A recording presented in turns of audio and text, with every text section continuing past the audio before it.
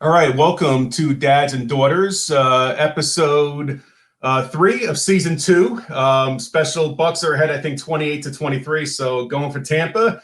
And very proud of my daughter here, two daughters here. Jenna got straight A's, did a great job in school this semester. So did Kelly. But Kelly's also been interviewed on Spectrum News, and she is now their voices of change for the month. And she had the two stories. I want to show you guys a little clip of Kelly, and then we're going to go to our first special guest, Nick Swisher. Got you pulled into all this? What got me pulled into it? I love Kelly. I love Mike. They're great people. They do fantastic work for their community, for people, and that's what we need in our world is super nice people who are willing to make sure everybody is good. And I'm sorry I keep looking over to the right, but my dogs are chasing a squirrel right now. And, oh, man. I think that squirrel got away. No, that's great. That's all I needed. But hey, thank you for your time, and thank you for jumping on this FaceTime with us all of a sudden. That's awesome. That's also a testament to Kelly, Mike, too. Well, Kelly, man, I mean, he's like family to us, Johnny, and we love you, and we'll see him in 2 weeks. I haven't seen him.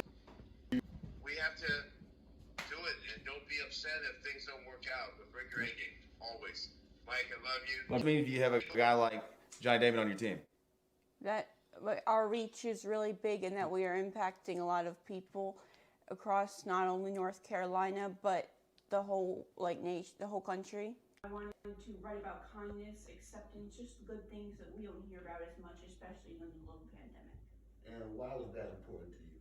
Because I've had many experiences in my life where I feel like there has been a lack of kindness and inclusion. So I also wanted to use my story to help others and show other people's stories, and hopefully get people together to promote kindness and acceptance, humility, love, and other positive things that I think we don't see as much in the world today. Gotcha. So, talk. Still a car where people feel profiled or divided based on their race. I think we all need to come together as one and have unity and really love each other, not based on our differences, but instead celebrate our differences and understand our differences aren't something to be feared. There's something to be celebrated and accepted. And final question. What gives you hope for the future?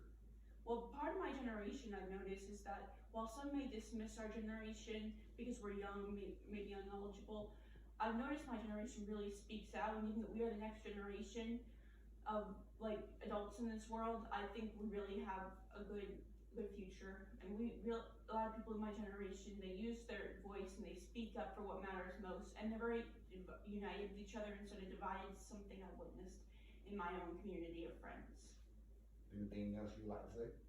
I like to say just to be kind and not let differences divide you. Instead, seeing my disability, and what I think a lot of people might see is that a disability means there are physical limitations. I've tried cheerleading at certain places and I've tried excelling in school, but sometimes people just don't see that and instead see my disability when I really have more potential.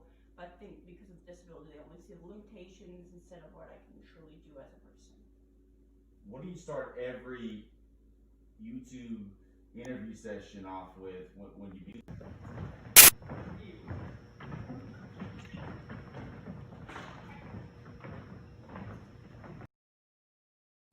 Really cool. So that's the cheerleading. So Kelly and Jenny, you girls are cheerleading next weekend in Myrtle Beach.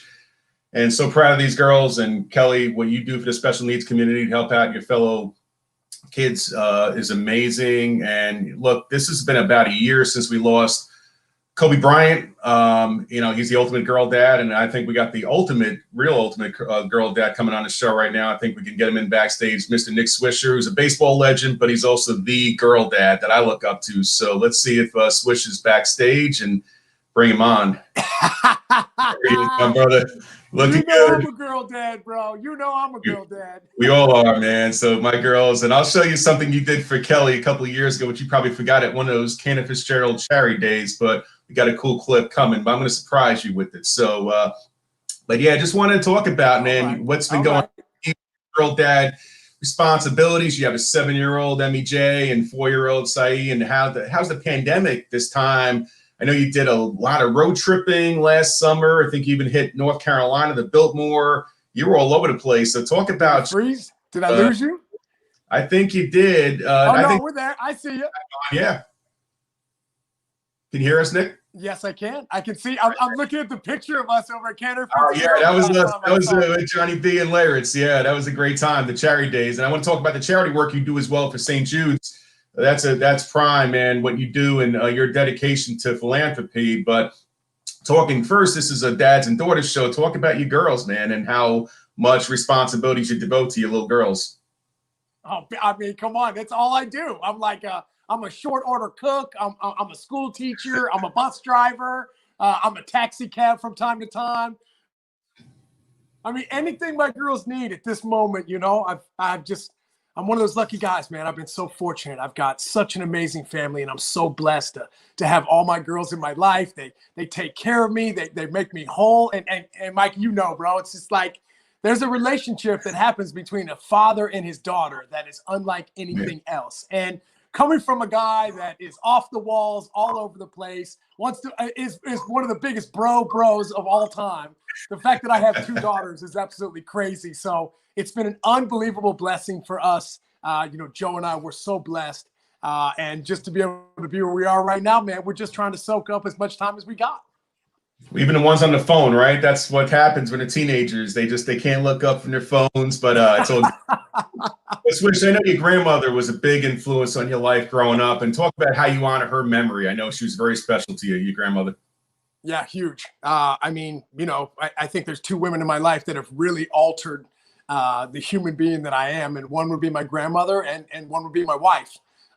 So to be able to have a relationship with you know, my grandmother the way that I did. I mean, dude, I keep going back to just gratitude and humbled and lucky and blessed, because not everybody gets this sort of stuff. And to be able to have the relationships that I've had in my life that have molded me from a young boy into the man that I am today.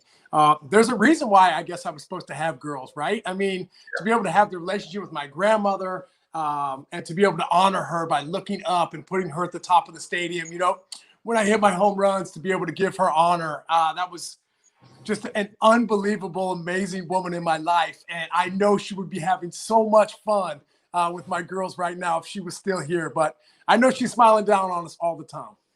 Well, I know your dad, too, is a Major League Baseball player. I grew up in that era where I watched your dad when he's the Cubs and a great catcher. I played for the Cardinals, I think the Padres as well. I have his old baseball cards somewhere in my collection. But what did his influence mean to you growing up? And you guys were both all-stars.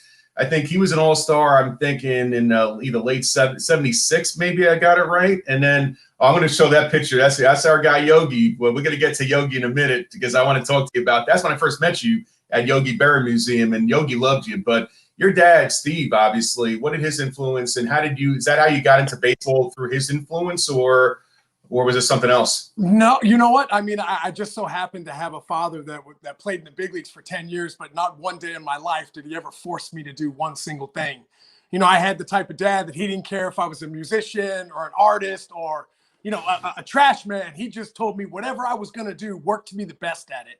And it just so happened for me, the good Lord blessed me with the passion to play the game of baseball. And that's really where everything kind of took off for me. You know, I mean, being able to have my dad down here has been absolutely an unbelievable thing for all of us. You know, I mean, we were both able to be first-round draft picks. You know, we were both able to be all-stars. I got him on that World Series ring, though, so. You did. Yep, 2009. You got that ring, man. So I know you love your Ohio State roots. So that's all I hear you ever talk about is Ohio State. And actually, you know, I've been good friends with Urban Meyer, the coach who just got the Jacksonville job. I think we got a picture of me and Urban and Kelly because he comes to Tim Tebow's event every year. Oh, of course. Yeah, Tebow's really awesome guy. So we've gotten to know Urban very well through the Tim Tebow golf outing. He comes down every year. Now he's in Jacksonville. And so what do you think of that? I mean, you're a huge Ohio State fan. I'm sure you worship Coach Meyer. And I know that's all you talk about. And they got a field named after you as well, I believe.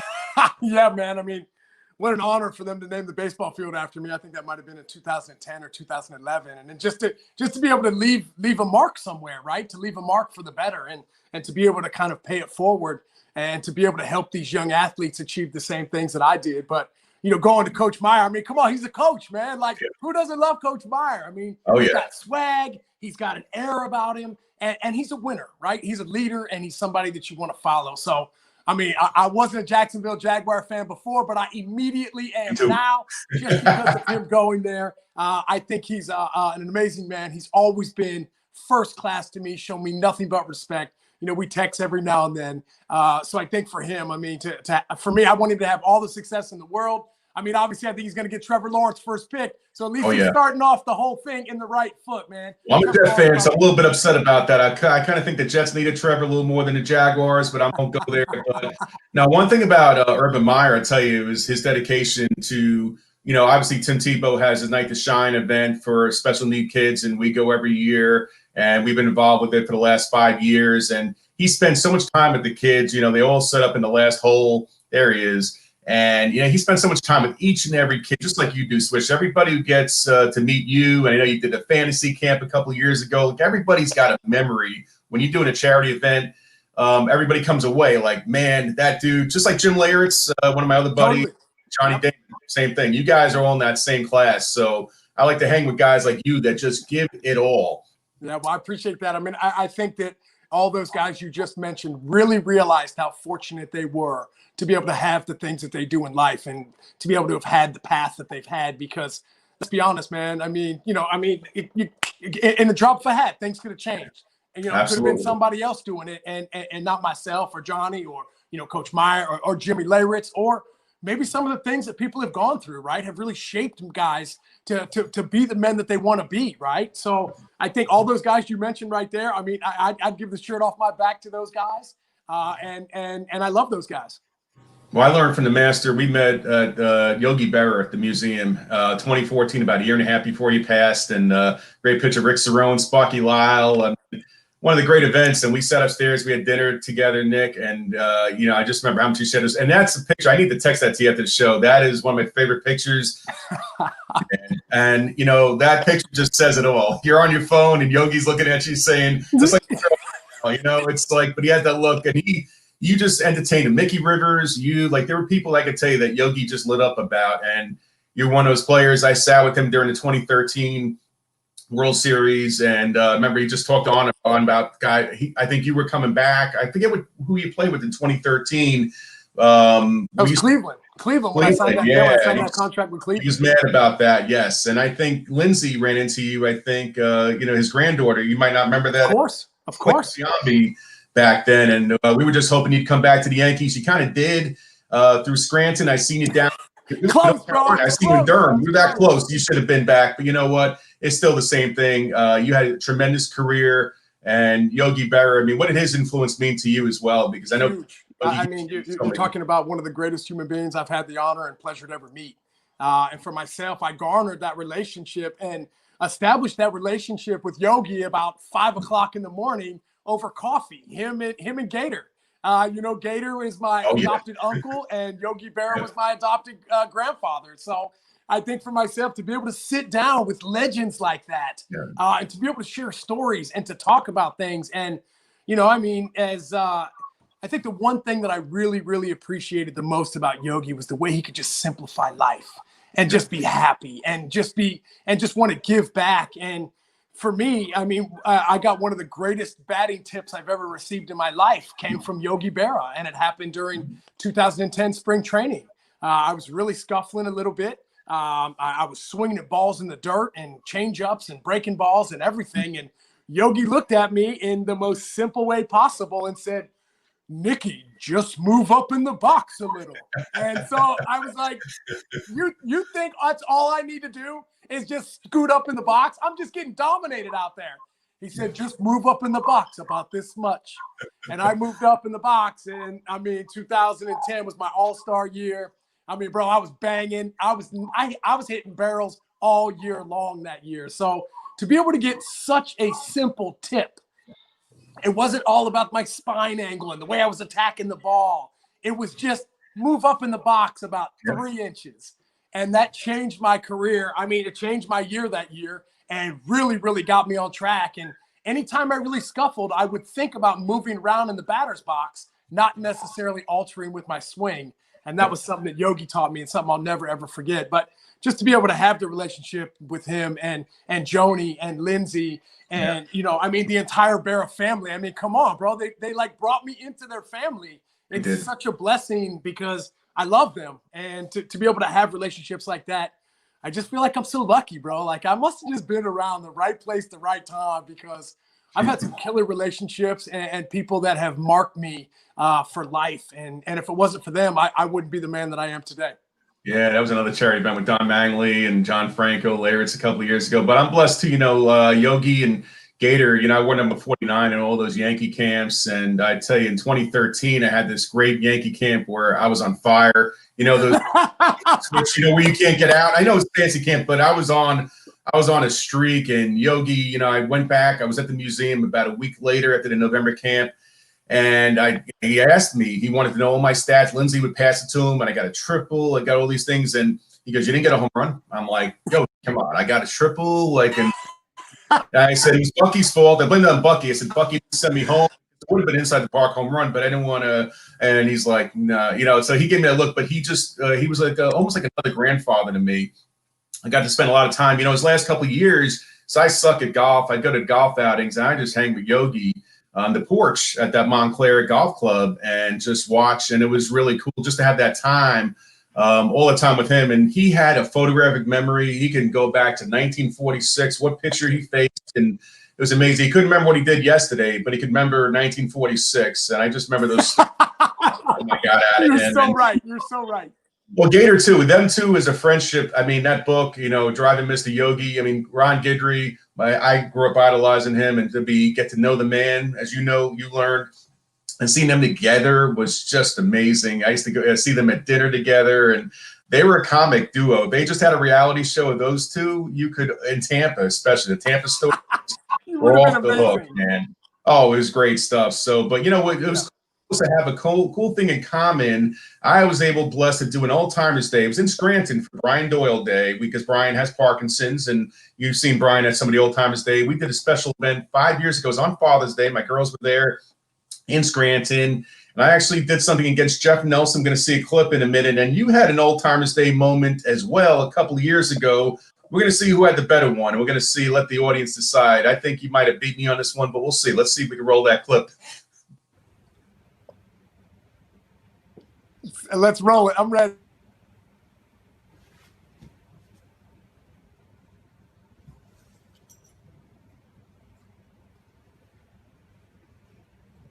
They always do that scouting report. We did say the Bombers were loaded.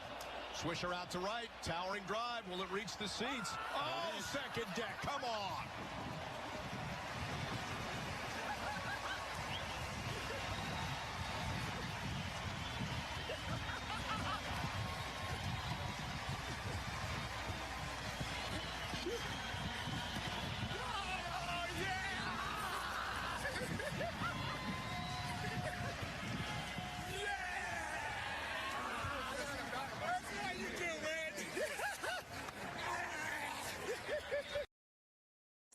Swish, you were pretty excited there. I don't know. I've never seen anybody more excited to run the bases than you. It looked like the natural Robert Redford. It looked like the scene out of that, the way you ran those bases. I think you beat me on that. You got the home run. But now, girls, did you see Daddy get that hit when you were there? No. They were on their phones, but they were there live. Oh, yeah.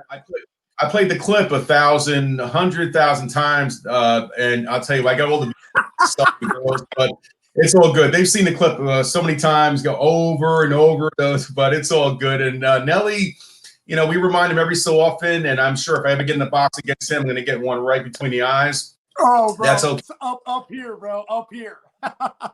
Well, he saved me a lot of fantasy camp money because I used to do those fantasy camps. I'll tell you what, after that hit, I said, I did the real thing. I'm 1-for-1 as a major leaguer. My own Hall of Fame. I never have to do anything. But how was a fantasy camp? You did that a couple. I even gave you some tips, I think. We ran into each other at ICAP Charity Day, and I warned you about the fantasy camp, the kangaroo court. So how was that, just doing the whole thing with those guys? Well, the old timers. I think it was awesome. I mean, any opportunity that I get to put the uniform on again and give back and to be part of the game, then I'm in, dude. Sign me up.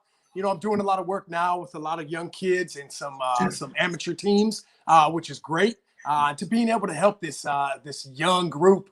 It's been a lot of fun for me, man. I got a lot of love for this game, and I got to find ways to get it out. So Yeah. to be able to be here in the Tampa area has been amazing. I've met a lot of young athletes and doing my best to try and help them achieve everything they want to. Cool. That's awesome. I mean, and Johnny Damon, I know you guys have an interesting relationship too. So I think you crossed paths early in your career. I think when you were signed, when Johnny was on Oakland, wasn't there something where he went to another team? I think that's when he signed with the Red Sox. I think you took his spot potentially when they signed you. Is that kind of how I have it? No. So when Johnny signed the deal to go with the Red Sox, the A's got a compensation pick. That's and right. It just so happened to be the 16th pick of the draft, and that's what they picked me. And so me and Johnny, we go way back, man, right? Oh, yeah. Being able to be together with the Yankees and be able to win a World Series together in 2009. And, he lives in Orlando here. I'm in Tampa. To be able to see him now, I'm going to his charity event here in the next couple of weekends. So I think I'm with you. We're going to be together. That I'll have for life, man. Well, I'm going to see you there because I'm there at that event every year. I'm part of that. I didn't know you were definitely. I was going to ask you if you were going because I know you're on the West Coast all the time, but I'm glad I'm going to see you there and we'll drink some. Yeah, I'm a last minute fly in, I'm a last minute fly in guy, All right. Well, I'm glad you're coming. That's going to be, I can't wait for that. That's in 2 weeks in Orlando. So yeah, I'm excited about that. At my first event, last time I was out, these girls, we were at Johnny's house in March 15th. I think that's when the pandemic happened. I'm like, I was going to say right around when everything started shutting down. Yeah, I was at spring training and I said, let's just stay at Johnny's house. I don't want to go home to Raleigh because I love his house. I'm sure you've seen it. It's like, okay, pool, movie theater. I'm like, girls, I don't want to drive back, I think. But we had the dog to come back to. So we had to make it back to, I'll tell you what, Kelly always have an invite to spend time with Johnny and his kids and the dogs. But yeah, I can't wait to get back down there. I'm going to drive. And obviously being 10 months holed up like this has been tough on all of us. But you and Johnny, like I said, you guys are so similar. And that's why he's been such a great mentor to Kelly. I know the way I want to talk about your charity work is, your commitment. I got to tell you, Swish, what I seen you do for St. Jude's. I want to talk about that in a minute. Because one thing I want to share, and I was witness to this, is a couple of years ago, we were doing an event. You were booked to come in December 2018 for the ICAP charity day to help St. Jude's. President Bush passed away. I had to call Carolyn Spirico and say, look, we got to do this on another day. You're on the West Coast. You had a busy schedule that week, and I don't want to put you on the spot and embarrass you, but you took everything off your schedule and you said, I'm going to make it. You didn't want to let any of those St. Jude kids down. You were there, and you were there early in the morning like you always are at these events. And I think that Don Manley was with me, and we had a great day. But the fact that you had that commitment, you could have said, look, I'm busy. I got a lot of stuff in my calendar. That is the kind of person you are, which is really like so special. That was actually a selfie before we took selfies. I think now selfies are a thing. That was I think it was my selfie. I think it was with you, Swish. But but also the charity. When you started Swish's Wishes, I think you had your own charity years ago. You started with children facing health crises. That was really cool. And I think you had a children's music album, if I remember correctly. You got to explain that one. Yeah. Number three on the iTunes chart, baby. Number 3. Yeah, that's what I heard. Did you sing, or you would just recruited other people? I know some. I'm not saying I'm no Adele, bro, not at all. Okay. But I'm not bad. I'm not bad. All right, we'll have to dig it up on the iTunes. I want to play some Johnny's golf outing. You're going to be harassed on the golf course with a couple. All right, man, that sounds good. But that was great that you did that, and obviously, so how'd you get connected to St. Jude's as an ambassador? Because they love you.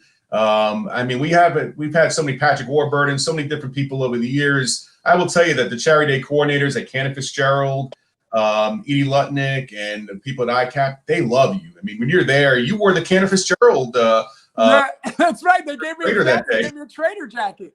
They did. You and Larry are their guys. Bro, I'm a very loyal guy. And loyalty means a lot to me. And, I'm one of those guys, like, you give me a hug, I'll run through a brick wall for you. That's always just been who I am. And, everybody over at ICAP, it's like total love. They just gave me this love, and we just developed this amazing relationship. And to be able to, build up my relationship also with St. Jude, kind of started with one of my best buddies, Fisher Pence, who works for the organization, and to be to all the things that St. Jude does, and the fact that it doesn't matter what you are or where you come from, you don't pay a single cent. And to be able to have that is absolutely unbelievable. So for myself, that's where most of my charity work goes these days.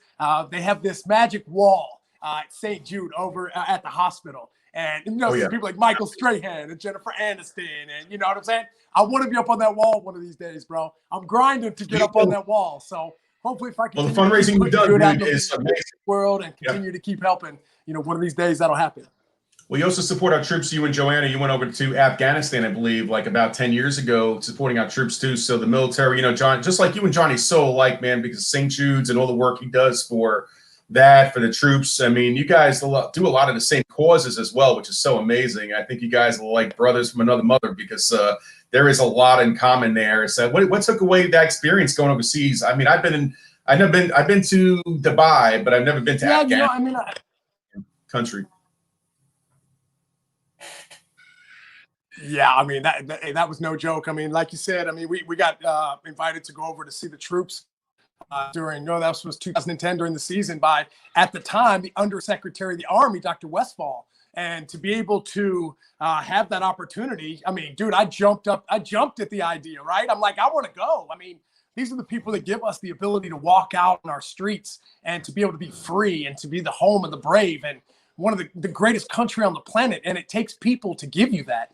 And for myself, my grandfather was a military man, and I wanted to do everything that I could, because I don't know if I could do what they do. I don't know if I could be on the front lines, risking my life. I don't know. So for myself and for my wife, Joanna, we want to give back as much as we can to be able to have that ability to go over to, Afghanistan for, 4 nights was, I mean, scary, amazing, all that stuff. And just to be able to go over there and give them somebody different to look at for a hot minute, it was an honor for us to be over there. Yeah, well, you do so much like that. You did a cool thing. Kelly, her Sweet 16 a couple of years back. I got Brett Michaels. I got all these guys that do like shout outs. And I approached you. I said, hey, we're at the charity day. Can you do a quick one? I think we got the clip of that. I wanted to share that.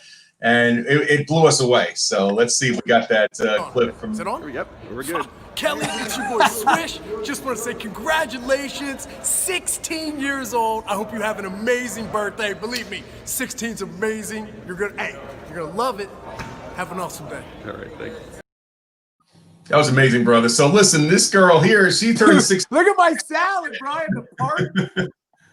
Yeah, that was great, man. You lit up. I mean, everybody loved that clip. And Jenna's birthday, Sweet 16, is going to be for her next weekend. So I don't know if you can top that, but if you're going to do another, hey, Jenna, it's your Sweet 16, I don't know. But there you go, Jenna. There's your birthday shout out for you. See if we can top it, bro. Let's see if we can get that. All right. No doubt, Sounds man. good, No doubt. man.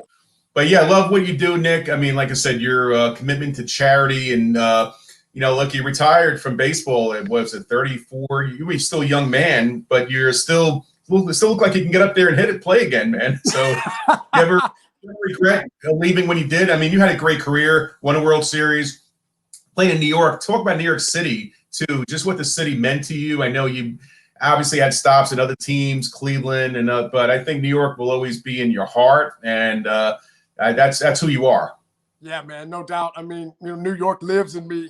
It is a part of me. I feel like I was almost like I was bred in the Bronx, right? Like I'm not even from New York, but I rep New York. I feel like it changed who I am. It gave me a relationship that I've never been able to find before, and that's not a knock on Cleveland or Oakland or Chicago or Atlanta. It's not a knock on them. It's just something special happened, and I was one of the fortunate people that got to be able to experience that love that New York has. So for myself, I'm like, wow, bro. I mean, sometimes I got to pinch myself.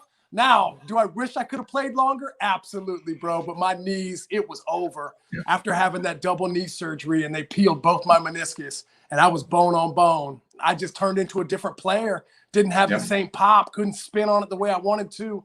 And then from there, bro, when you're getting your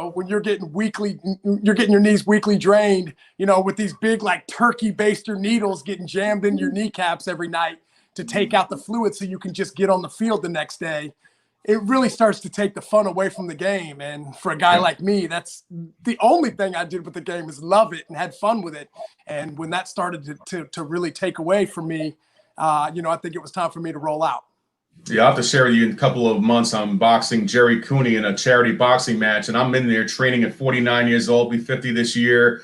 And all those injuries I had, the shoulders, the knees, everything, it hurts. And I'll tell you what, there's a time after this boxing match, I'm just taking up golf full time, no more anything. Yeah. And I just can't wait to just get on that course. And that's all I'm going to do, because it does catch up to you. And getting in the ring at this age, it's going to hurt. And charity hurts sometimes. And sometimes, bro.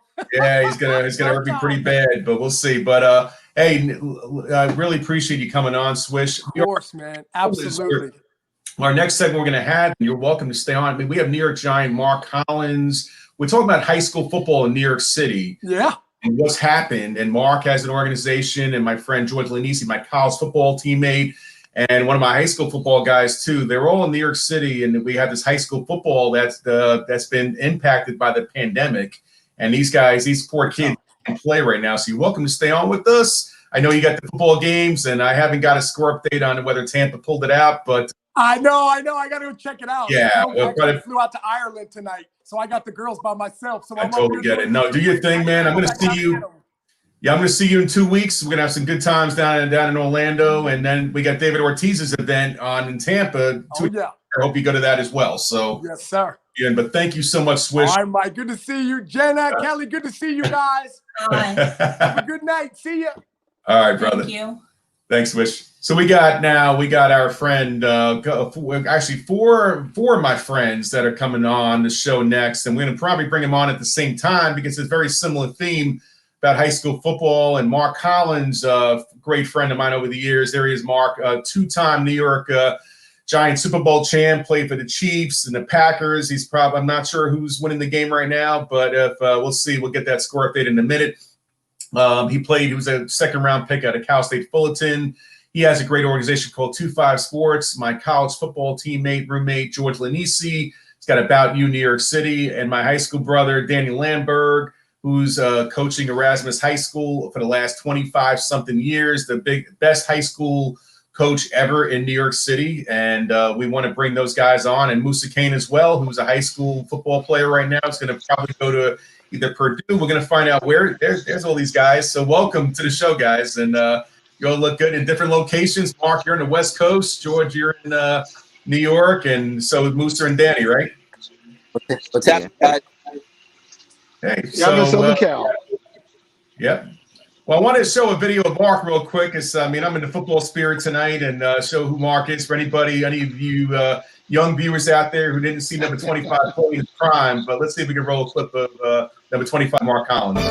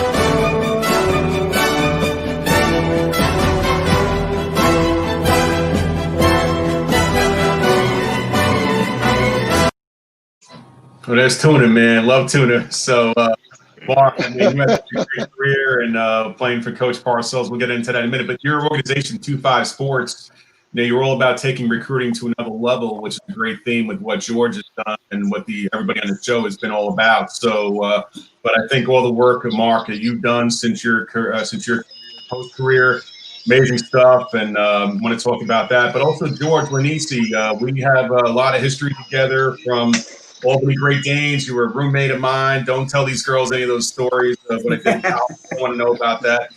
God, I had that crazy earring too. I mean, that was one of those crazy earrings in back in the day. We looked so young back then, 19, 20 years old, and back in the day. Danny and I go back even younger. I mean, Danny, I think I played Beverly Boys baseball. We went to Camp Leah together. You know, his sister was in my grade every year. So I got a lot of history with you. We're not going to go show old pictures of you, Danny, so I'll try not to embarrass you. But yeah, George, I want to talk a little bit about you, New York City, because I shared that with Mark, and I think what you have done in the last couple of years, making that transition from the corporate banking world to high school coaching and creating this outlet for, and you got a kid like Musa and his brother who benefited from it. So I want to show a clip of About You, New York City.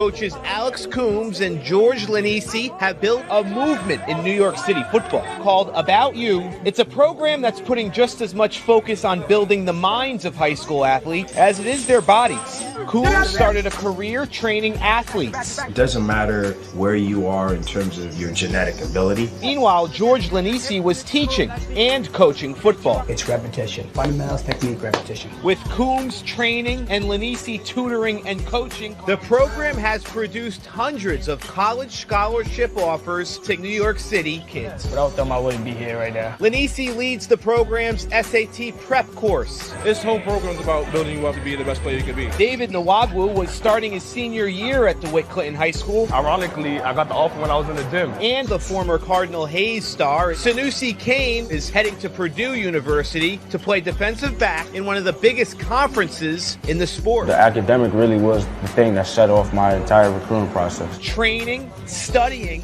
colleges noticed. Scholarship offers. Everyone here has the same goal, to play at the next level. Whether it's academics or athletics or just being a better person, anything that'll get you better for life, whether it's with football or with another sport. And everybody's seeing the results, and now that we have our own space, we can just do whatever we want. We're all about no labels. You can be anything you want to be. Awesome stuff. I love this shirt. I got the About, and I cut the sleeves off. Sorry, George, but you know I cut all my sleeves off my shirts. But Kelly's got that as well. But love what you're doing, and I want to talk to you a minute about that transition. But Danny as well. Danny, you've been a coach, for 25. You look like you're 25 years old still. This guy has the fountain of youth totally out of all our guys from the high school. But you've been coaching for so many years. You turned Erasmus High School in Brooklyn, which was notoriously probably the kids couldn't even afford uniforms back in the day. Turned the program around. They are, in the last 10 years, you've been in the city. You've won 3 championships. You're in every year Yankee Stadium. Mark, you were there a couple of years ago watching Danny's team. I think they lost that one by a point, if I remember correctly. But that was a cold night. Mark was in a nice warm box, and me and Danny were like – not going there.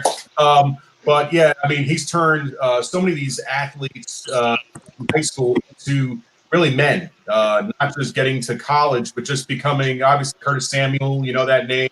Danny coached him. But these kids, this is the model of what a high school coach should do, is prepare these kids for life. And that's what, George, you're doing with Musa, giving him the life skills that he needs so that one day, if there isn't pro sports in his future, he can do something else with his so that's what's amazing, I think, with Bonds, everything you guys are doing. And want to talk a little bit about what's been happening in high school. We know there's been a lot going on in obviously New York City high school football. Kids aren't playing, and I know there's a lot of frustration because these kids are missing out on opportunities that they should be given. So, George, I'll kick it off to you just in terms of how you're dealing with this for your program. I know it's a rally. A couple of weeks ago, you're working with Danny. You have a call soon tonight with the borough president, soon to be mayor of New York City, to try to do something about it. But talk a little bit about how this has impacted you. Well, the biggest impact has been that the inequality of it all is that New York City public school students don't have any sports. The suburbs and the private schools do. So it's the inequality that we're focused on, and we're focused on the mental health and the physical health of people in New York City, because we've all known as the quality of life has gone down substantially. And there's a big difference between living in the suburbs versus living in an apartment and not being able to go outside and be with your players, your teammates, your coaches, and so forth. So when we focus on the best to mitigate stress, but also focus on academics, one thing has popped out during this is that those that did get recruited are the kids with the higher academics. So what we've always focused on as an organization and when I was a coach was that your elite student athlete is going to be your best player. And Moose, who's on the call right now, is one of those kids. His brother that you saw in the video, Sanusi, he had a 1370 on the SAT, was a 90 student. He's at Purdue. Musa right now had 1310 as a sophomore.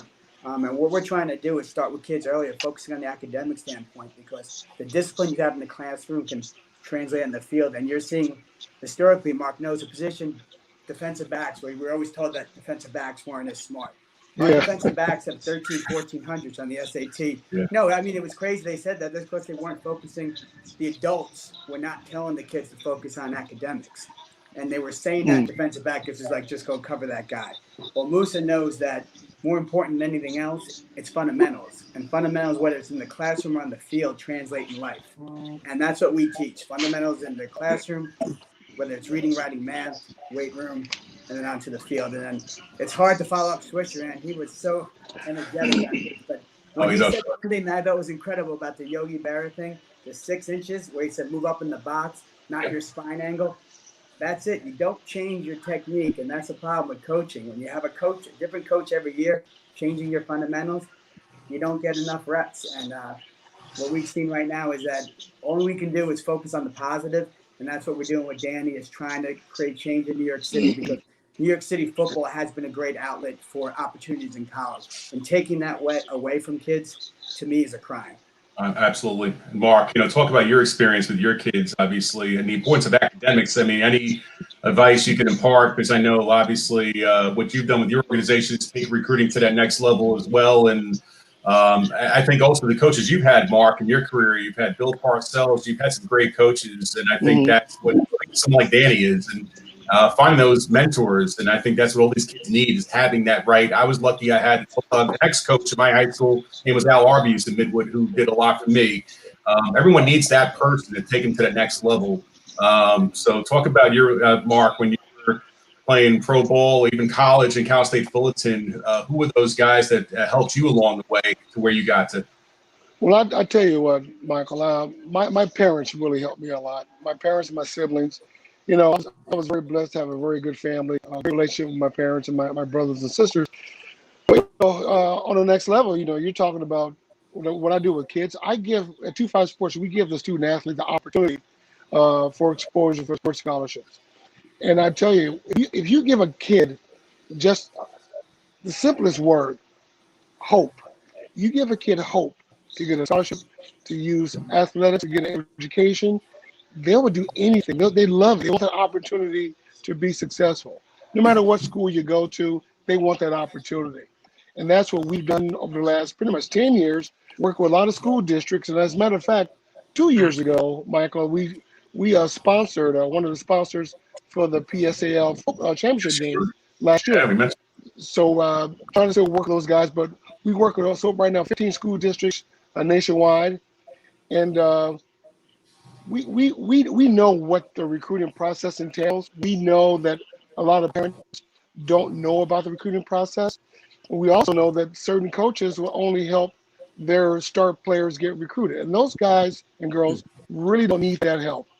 We want to help the backup catcher on the women's softball team, the backup quarterback. We want to give everybody the opportunity for exposure for sports scholarships. So we do a pretty good job getting that out there to the masses.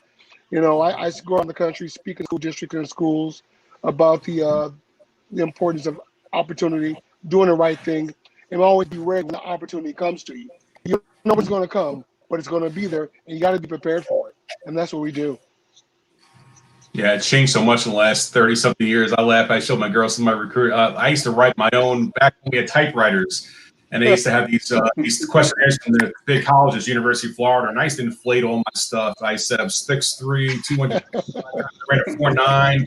It was all BS. I'm confessing, but boy, man, I got Galen Hall calling me.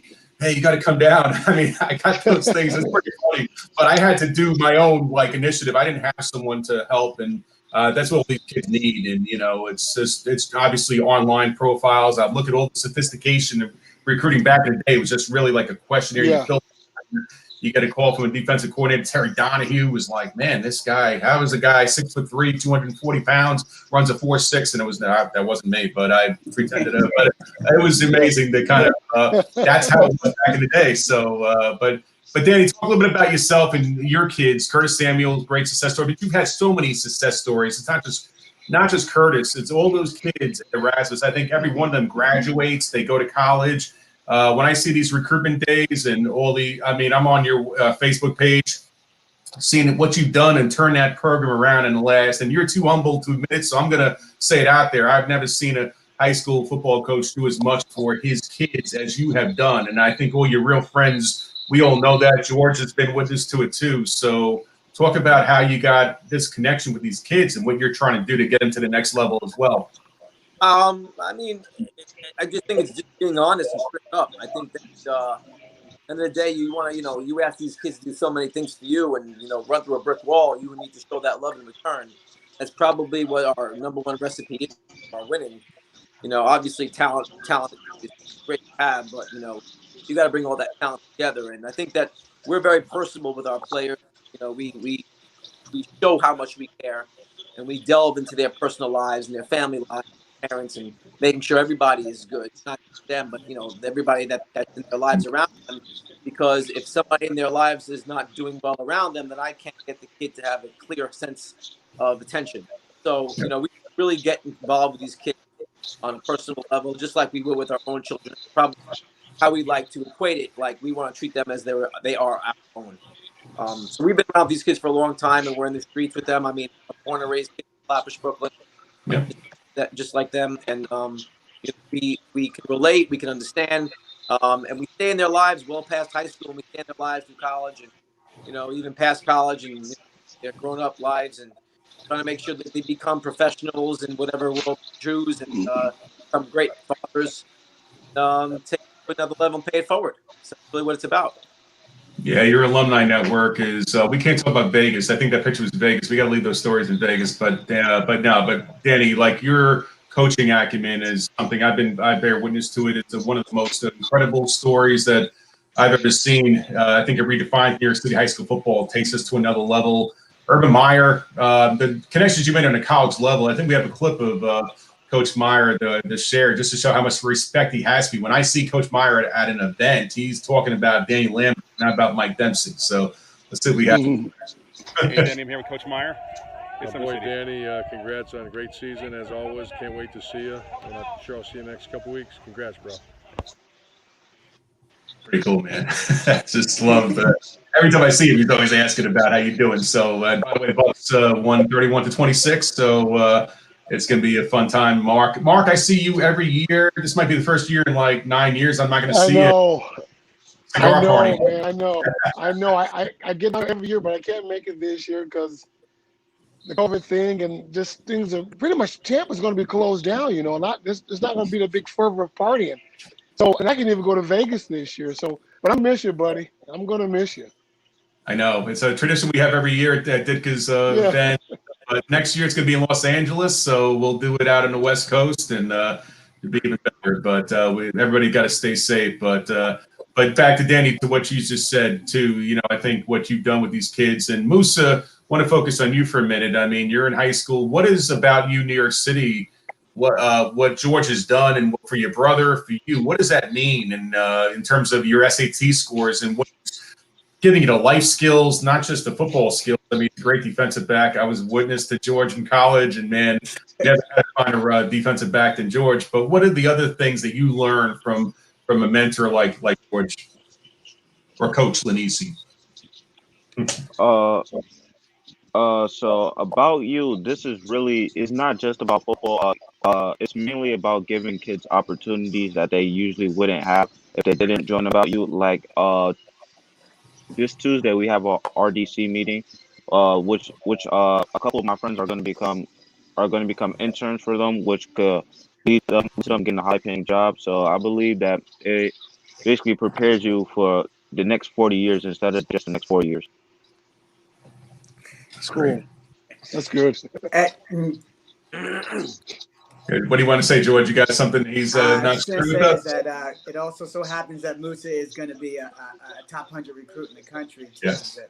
He's a 6'2", 180-pound corner that is his brother already jumps 43 inches. He has a 10'5" broad jump. So he's the whole package, and he comes, like Mark was saying, a great family. And I want to reiterate what Mark said. It's as simple as what he said, giving hope and believing in kids. It just starts there. And then the kids in New York City that, you know, they have more fight in them than most kids. And if you can just give them a little and believe in them and don't set limits, there's no limit on what they can do. And Mark, and listen, Sanusi and Musa are a perfect example. They're going to be two kids that are top 1% academics, but on the football field, they have potential to be first-round draft picks in the future. So how many first-round draft picks can be working on Wall Street at the same time? And when you were saying RBC, he's talking about Royal Bank Canada. We have monthly meetings with them to get kids to hear about things that they're not used to hearing in their community. A lot of the barriers that we're seeing within New York City is not intelligence, it's not ability, it's information. So we're just trying to give kids the information and connecting them to the opportunities through giving them the information at an early age. So once they get in that situation, it's not new to them. And you can see Musa, he already speaks better than I do on shows like this. He's an exceptional young man. I consider him and his brother family. That's just fortunate that my life path crossed his. That's great. That's awesome. Mark, that's awesome. Mark, your organization too, Mark 25 Sports. I mean, I know you've had some success stories there. How gratifying is it when you see these young men turn into adults? I mean, it's gotta be great. It is awesome. It's awesome when I still get invited to come to speak to kids, male and female. I mean, it's pretty cool when I get invited to come talk to NFL draft class. I spoke to the Kansas City draft class 2 years ago. I spoke to those guys about what it is to be a professional, all this stuff. I'm in Huntington Beach, California now, from San Bernardino, California. I go to the area a lot and speak to kids and everything about giving back to your community. But Musa, I will tell you this, if I'll give you just a little bit of advice, always be yourself. Believe in yourself and don't let anybody put you in a box. Don't be marginalized. Man, the world is your oyster. You do whatever you want to. As long as you keep a solid mind and an open heart, you'll be just fine. That's great. And Danny, so what about like I know I want to get political about how this pandemic has, what's been going on with the city officials. I'm not going to go there. We don't make any politics in this show, but talk about how frustrating it is. And without kind of getting into what's really transpired, how do you think you can move forward and give these kids an opportunity to kind of regain their senior years and junior years? What do you do now? I mean, I know it's been a lot going on. Well, it's frustrating because we're just in a wait and see situation right now. And I have a meeting in a little while. I got to get over to up, but at the end of the day, it's a very sad situation today in New York City and many other places, of course. But to not be able to show their talents, and colleges not know, who can they trust to believe that the kid is that good or something. And it's also a tough situation because all the kids in college right now that were given next year of COVID red shirt, there's going to be less scholarships to go around regardless if we play or not. So it's a really tough situation. The really elite will find themselves in a situation to get a scholarship. Everyone else is going to be kind of screwed, to be honest with you. So I would kind of ensure that the Division II and the Division III level schools are going to be picking up some good-looking kids because it's not going to be availability to get picked up this coming year in Division I. And George, musical chairs. Yeah, it's like musical chairs. It is. I went through a situation just this year with my son. He just graduated from University of South Dakota, and he's going to grad transfer to another school. Well, University of South Dakota kind of messed up on his papers, and we didn't know that until another school told us about it, which that's a bone I got to call NCAA, which if you're in the transfer portal, you don't have access to look at your own paperwork, which is, I think, is dumb. But this one coach told us about it, and we had to contact University of South Dakota. They contacted NCAA and fixed that situation. Long story short, as Danny was talking about, my son looks at BYU, Colorado State, Utah, Hawaii, but they pulled back because of that mistake. So he got on to Towson State. Now it's another FCS school, but he took that because everything's pretty much drying up since the NCAA have given extra year to college seniors, and you had an influx of freshmen coming in who need scholarships. So I call it musical chairs. If you don't have a position now at this point, it's almost too late to get a scholarship for 2021. Didn't one of your teammates in the Giants, Towson State? I'm trying to think, was it Landetta? Somebody had. We had two. Greg, Dave, and also Sean Landetta. But that's what Danny. And I tell you, I'm spot on. The room is tightened up in the FCS and FBS Division I. What's going to open up now? You're going to have some great athletes at Division II and Division III. That's going to work. And plus, there's going to be some kids at the junior college level who want to go that route to go to a Division I program. That's definitely for sure. The JUCOs as well. They're going to be getting some good-looking players, not even because of grade deficiency, because they want to take their talents to Division I. JUCO route. Yeah, absolutely. But George, how do you see about you in New York City? Obviously, you've been at the forefront of you did a rally. I mean, what are you looking to do? I know your mission and goals are impacted by what's happening right now. Obviously, for Mooser as well. Like, how do you see yourself kind of redefining your brand, and now in the middle of this wait and see? We've been very fortunate that we've partnered with a lot of like-minded people. So I think next week I'm meeting with people from Deutsche Bank where I used to work. So a lot of people are coming together right now for the greater good. So we're going to be positioned a lot better in the future as far as taking the next step. Our first step was college readiness and using sports and training to get kids to focus on academics. But our next step is going to be jobs and generate and wealth creation. So we're now focused more on the job side.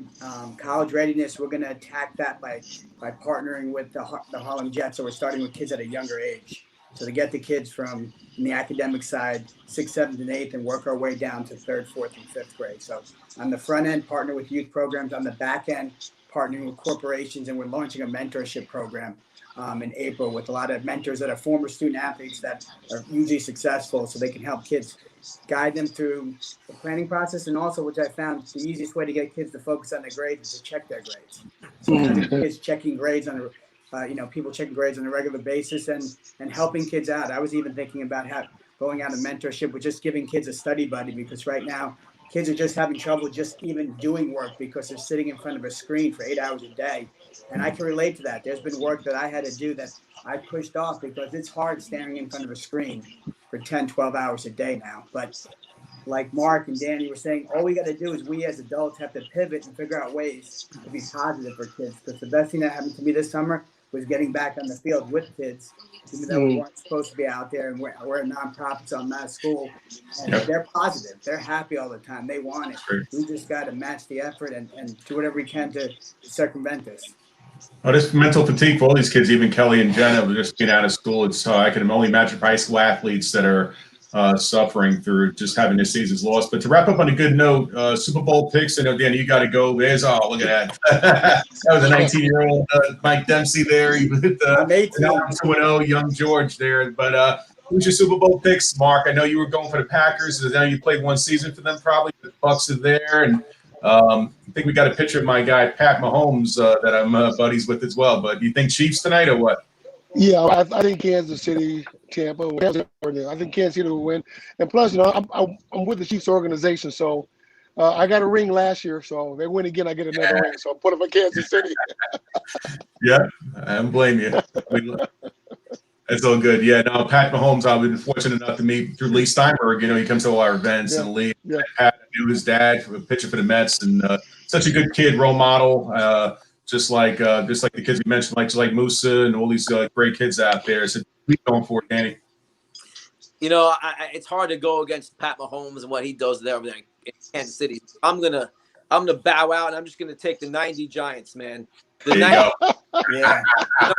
Growing up in New York, man, 2-5. I mean, we loved you. We appreciate you. We're well respected, and we know everything about those teams. There's so many things that you think about those guys from those days that I kind of like bring to the table today's, with our players today. But, I'm not 90 Giants all the way. Appreciate Yep. that. That's nice. Parcells 46, the Chiefs nothing. There you go. I'm kidding. But what do you think, George? 30 seconds It's got to gonna wrap be up. Chiefs and Brady, but Mark, wasn't the 90? Is that the 90 Giants? The team that beat, I think, shut out the 49ers in the playoffs. Oh, that was the yeah. 49 that was to 3. That was the 86 Giants. 86 Yeah. Giants. I remember Yeah, that we- game. That was the best yeah. defensive game I've ever saw. I was a little kid. Musa, if you talk about hitting back then, that was real hitting. Not 49 to 3. I think they beat the 49ers too. I'm not going to go. penalty, but I want Cool, to George, see you ain't Brady never hit versus nothing. Mahomes. All right, guys, this has been tremendous. I know we had a great hour, and you guys are all my friends. Appreciate support. Anything I can do to help, and we'll keep this topic going on this show. And I hope that these kids get what they need. Musa, I want to be your agent one day, so I'll take 1%, even 2%, 1%. But I just want a piece of his first pro contract. So me and you, Mark, we can represent him. So, Go on, man. Hey guys, if Danny, George, Musa, even yourself, if you guys anything for me, get my number from Michael. Give me a call, man. Definitely. Let me help you. Musa, good luck to you, man. Keep your head on you, okay? Don't change. Stay you. Stay you. All right. The show's all about collaboration. That's what it's all about. I'm in with you guys. Great team. Let's go enjoy the game and starting in 8 minutes. And I appreciate you guys all being on the show tonight. Another thanks to Nick Swisher, who was on earlier too. So great show, guys, and speak to you all soon. And Mark, I'll have a drink for you in Tampa. I'll see you, buddy. Be good. Thanks, see you guys. Guys. All right, thanks, guys. All right. Great job, guys. Thanks, Musa.